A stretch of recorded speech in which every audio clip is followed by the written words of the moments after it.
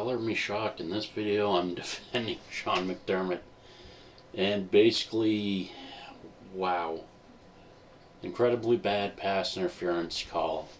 Just so incredibly bad. And you just get to see officials who will protect each other like a brotherhood and say, well, we're protecting this interest. You know what? Donald D. Westlake wrote about something like this with officials in several of his novels, about dead drops, about how they'd use coded transmissions, about how they'd communicate with each other, and about how they would fix games against certain teams that they wouldn't even tell anyone else about. And we got to see that with Tim Donaghy in the NBA against Allen Iverson. And of course, other officials were in on it as well, but the NBA didn't want to listen to that. Instead, I think it's more of a protection network, like what Bills fans were familiar with Jeff Triplett, a former IRS crank agent who basically was the Tennessee Titans' go-to guy for calling games their way, to such an extent that Triplett actually gloated after he had helped the Titans win against Kansas City that he would work for the organization at a retirement party. It was a surprise impromptu retirement party. And now against the Bucks, the Bills get to lose on such a bad pass interference call when the officials missed it on the Bills. And this is really just getting right to that core analogy that I said before. You've got officials who really don't belong in the organization, really don't belong officiating NFL games, really shouldn't be there. They really should be looked at for improper job promotions and advancements. One horror story with Triplett was how a woman almost committed suicide when he bungled an IRS investigation. This goes beyond the game. Why would this man even be promoted is beyond me. And now you'll have that same mindset and culture of NFL officials who are really protected because they call a good game and their boss is a fan. And they'll call that game and they'll make sure they'll call it. But you know what? It doesn't matter to me. It doesn't matter if they're an FBI agent, an IRS agent, a judge, or a prosecutor. Because once they take that improper job advancement, once they're known that they can't really handle the job, it doesn't matter anymore. Everything about that gets broken down very carefully. That is corruption. That is something that should never happen at any level. I don't think the NFL really game plans, or any other major league sports operation really game plans for when people start asking questions. People start putting it together. And all they'll say is, well, we had to protect this call and uphold this call. No, you didn't have to uphold that call. You know what that is? That's bonkers. It is straight up bonkers that you would even try to defend a call like that when you've blown so many calls in the past. You know what? If you're having a secret charity where you're making a dead money drop into a numbered account, that's on you. You don't get to say, well, I have to protect this guy.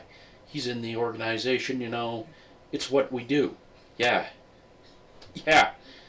Winter Hill was what they did. The mob was what they did. The Tongs, Triads, Bratva, they're all what they do. So when people say, well, Joe, you just got to think about it like that, and it's just a game for entertainment. Yeah, but there's also gambling interests in it too. There's also real fandoms and real families who had played for teams like the AFC Bills, like mine. So I don't really take heart of hearing whatever pathetic excuse an NFL official PR guy tries to give Public relations is kind of like that deal with the devil you make. So if the NFL is saying, well, we got to protect it, it's a brotherhood. Yeah, and Tim Donahue gambled with organized crime figures. Makes me wonder how much we really don't know. Makes me really wonder, after Westlake had wrote about dead drops and other shady tactics that officials would use, partly because he was a literary analyst and knew what he was talking about, what the league is really trying to hide in these circumstances, what teams they're trying to prop up, and whether or not any teams have long ongoing interests with these type of operations. Because if they do, it's something that is just completely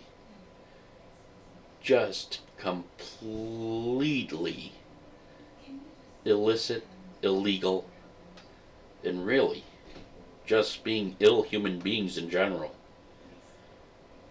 I don't want to hear about how Brady owns the Bills when he used Spygate to achieve it, when New England videotaped walkthroughs on teams that were even having terrible years.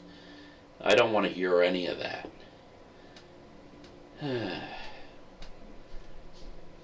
Then with New England, you get the lovely story of their involvement with Richard Farrelly, who was part of the Winter Hill FBI squad, who took a plea out of state, and that's pretty much what determined New England's public relations. And one thing I've noticed with New England public relations is that they'll always tout every team cheats. And some of them I've actually had tell me, if your team cheated, they might have actually won. We don't cheat in Buffalo. We do not cheat. We do not have a crooked FBI agent like Richard Farrelly. And we don't engage with ownership's knowledge of something like Aaron Hernandez in telling a player to stay closeted. So yeah,